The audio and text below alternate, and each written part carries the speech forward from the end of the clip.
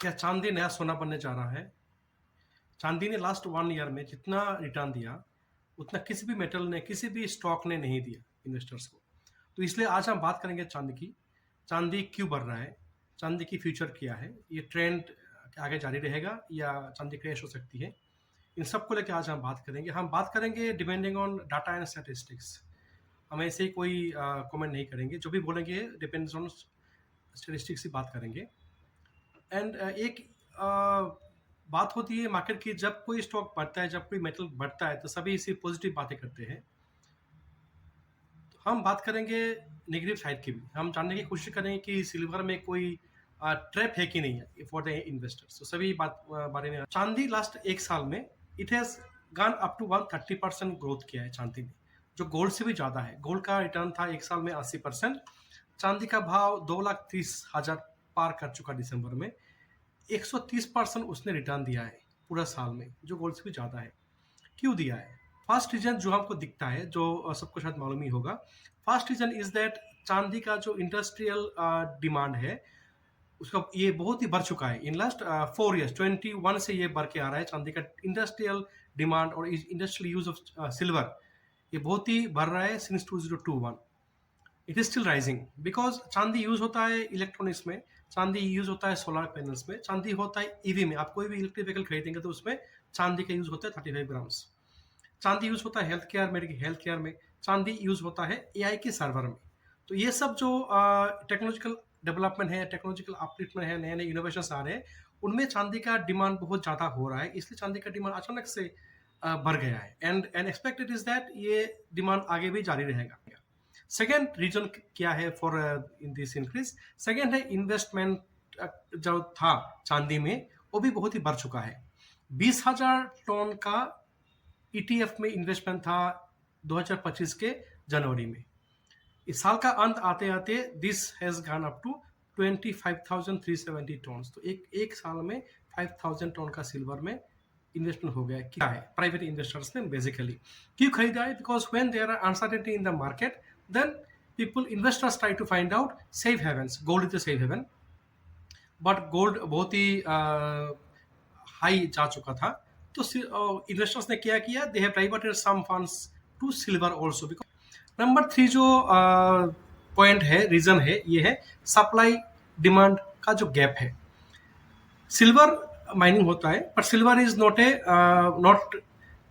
Taken out from the mine as it is. Silver is a by product. ये copper, zinc, ये जब होता है प्रोडक्शन, इसके संग सिल्वर निकलता है। तो सिल्वर का अगर हम देखेंगे सिल्वर सप्लाई का जो चार्ट आपके स्क्रीन पे है, आप देखिए 2016 में, I have taken 9 years data.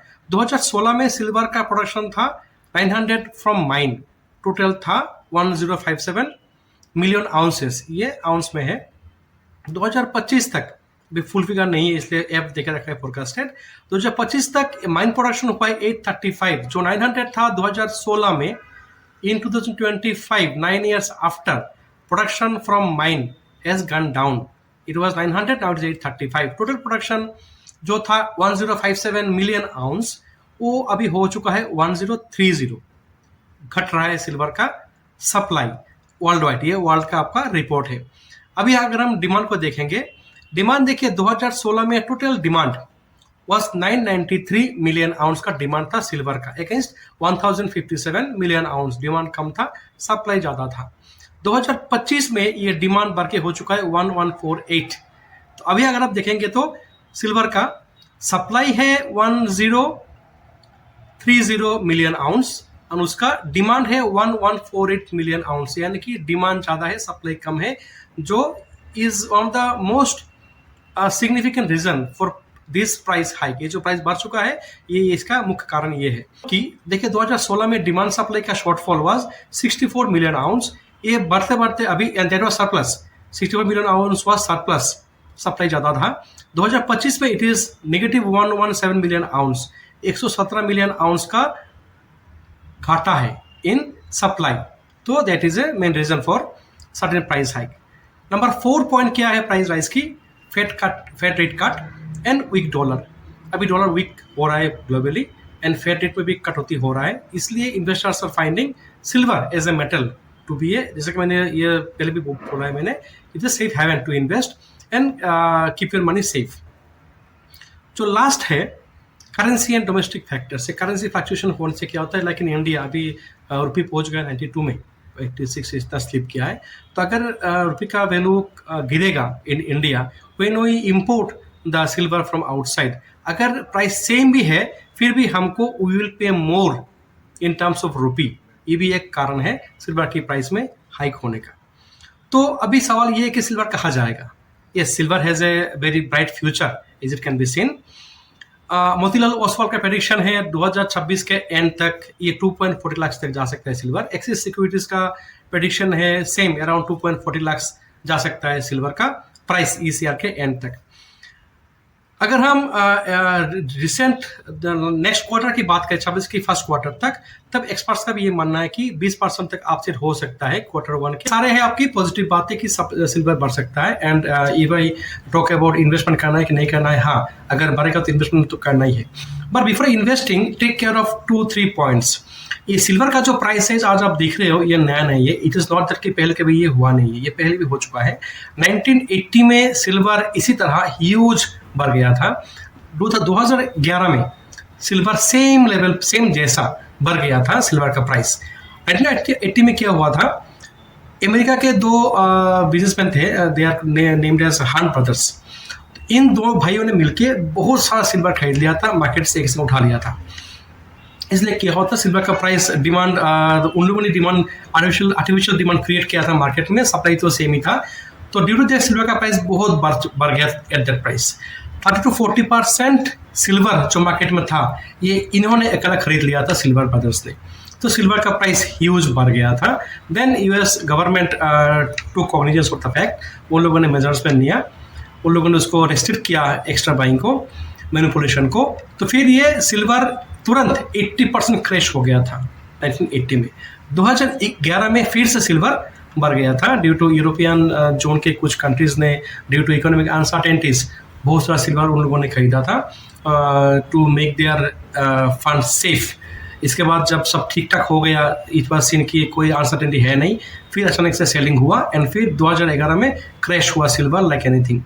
2000 अगर हम स्टार्ट को देखेंगे 1980 से लेकर 2025 तक, 1980 में जितना बढ़ा था उसी level, I am talking about the comparative level, 1980 में जितना बढ़ा था 2011 में ऐसा ही बढ़ गया था, फिर क्रैश हुआ था। 2025 में भी इतना बढ़ चुका है। आई एम नॉट सेइंग ये क्रैश होगा, आई एम सेइंग कि this are the past trends. ऐसा हो चुका है कि सिल्वर में, because silver is a small market comparative to gold. Gold का मार्केट बहुत ह्यूज है because of its price and valuation. Silver का मार्केट छोटा है comparative to gold and it is easier to manipulate in a small market like silver. ये इसलिए manipulation नहीं हो रहा है इस प्राइस साइज में, इतना हम बोल नहीं सकते। और एक पॉइंट है, देखिए 2000 ये जो इंडस्ट्रियल डिमांड की हम बात कर रहे हैं या शॉर्टफॉल की बात कर रहे हैं सिल्वर सप्लाई की, ये 2021 से है।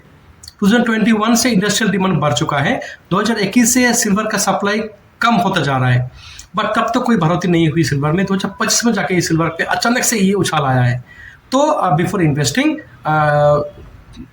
You take care of many other points and then go for investing. मैंने ये नहीं बोला कि मत करो या करो, it's your decision, but take combinations of other facts also. पर एक बात कहूँगा कि अगर इन्वेस्ट करेंगे सिल्वर में, if you decide to invest in silver, सब पैसे एक संग मत लगाइए, पुट इन स्टैगर्ड मैनर, एक संग मत लगाइए, बारी बारी में लगाइए। SIP भी कर सकते हो ताकि मंथली पैसा जाए, तो ताकि अगर आपका कुछ क्रश हो भी गया मार्केट में तो आपको ज़्यादा नुकसान ना हो। That's all about this. Thank you. For any query, confusion, you can share comment in this video. Like कर दीजिए, शेयर कर दीजिए, सब्सक्राइब कर दीजिए ताकि ऐसी इन्फॉर्मेशन आपको मिलता रहे। Thank you.